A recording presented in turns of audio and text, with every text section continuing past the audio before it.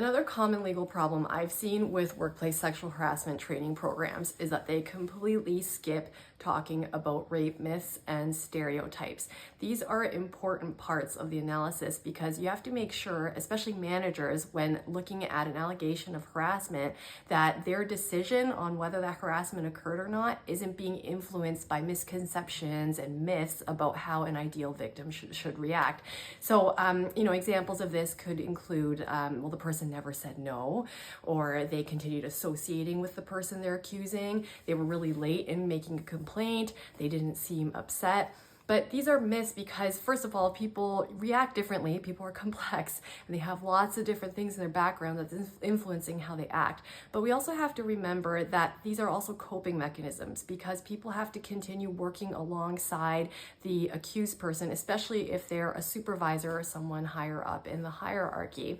And to be clear, these stereotypes can be dangerous for anybody, including certain categories of men who the law has proven tend to be unfairly and disproportionately accused in totally invalid cases.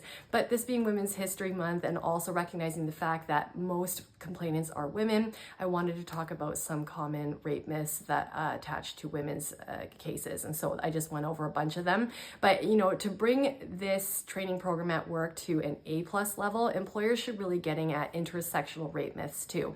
And so by that I mean looking at stereotypes that attach to women of certain races. For example, Indigenous women and African American Canadian women have been accused of being unrapeable by law because they are sexually promiscuous. That's in tons of jurisprudence. There's also the stereotype of a strong Black woman who doesn't need support from their employer in responding to harassment in the workplace. These are things that management needs to be cognizant of, but also actively educating their employees and management about by law in their training programs.